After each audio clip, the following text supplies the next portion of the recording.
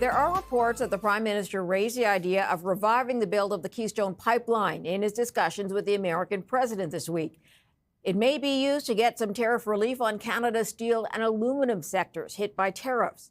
For more on this, let's go to Nathan Cooper, Alberta's senior representative to the United States. Nathan, thanks for joining us today.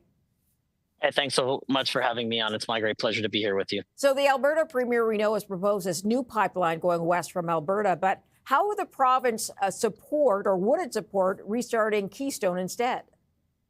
You know, Keystone 2.0, I think, is a very important project that can do a lot to help strengthen the economy in Alberta, Canada, and in the United States. And the Premier's position on this is that this isn't an either-or position, but this can be a both position. And I think that's exactly what could and should happen. And we look forward to continuing the engagement here in the United States on this important project. Okay, do you believe this was a serious offer from the Canadian side or just an attempt to try and placate Donald Trump? You know, I think the Premier's been talking about this project over a long period of time. Our office here in Washington has been continuing to talk about the possibility of this Keystone 2.0. The president, of course, has spoken about his desire to revitalize the project. And I think it's important that the Prime Minister is also now talking about this project. And we'll take comments about Keystone as positive, and we take the Prime Minister at his word. Do you think Alberta would want to invest more money into another attempt? It is willing to invest $14 million, we know, in that new pipeline. You know, if there is a stable, predictable regulatory regime on both sides of the border, we believe firmly that private sector partners will come alongside and build these projects. The Premier has talked about our desire to double energy production in the province of Alberta. And in order to do that, we're going to need pipelines both to the United States and to the West Coast.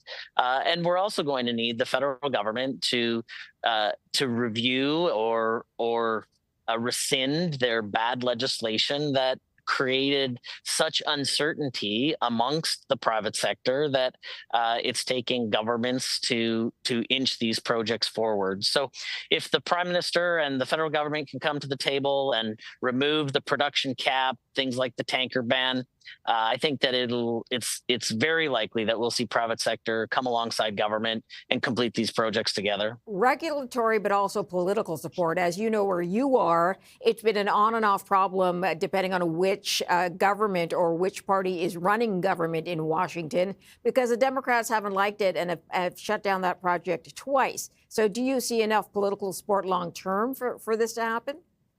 You know, I think that what we're seeing is a desire to have more energy security amongst our partners and allies around the world than at any other point in time.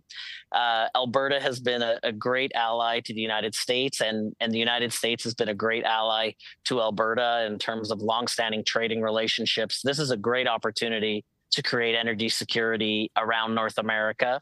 And I think these topics and these conversations are really helping to advance the political communications that sometimes have created uncertainty in the past.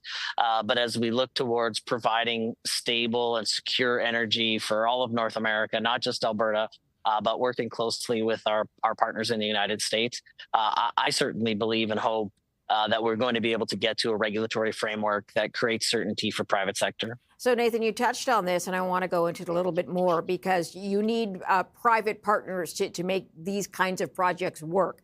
South Bow, the original partner, has said earlier that it's moved on from the project. Has Alberta dug into whether there are other private players willing to take this up? You know, I think this is one of the things that's important in the conversation is figuring out what Keystone 2.0 might actually look like, finding exactly who the players that might like to participate in it, and then going forward from there. You know, we've seen all across our networks, people talking about the possibility of this project, and also, you know, the opportunity for Indigenous partners, both in the pipeline to northwestern British Columbia and potentially others that can help advance this communication or this project as well. The BC, the province of BC, and the premier there, of course, objects the idea of a pipeline going west from Alberta through his province. Do you see any challenges ahead, perhaps in the U.S., with the project going south?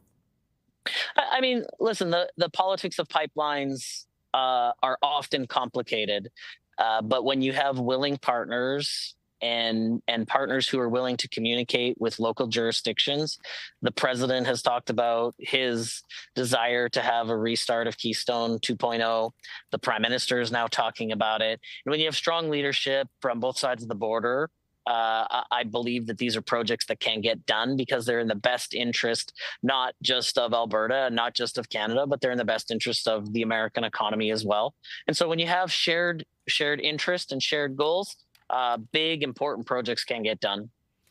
Nathan Cooper, appreciate your time joining us on The Closer. Thank you very much. Nathan is Alberta's senior representative to the United States.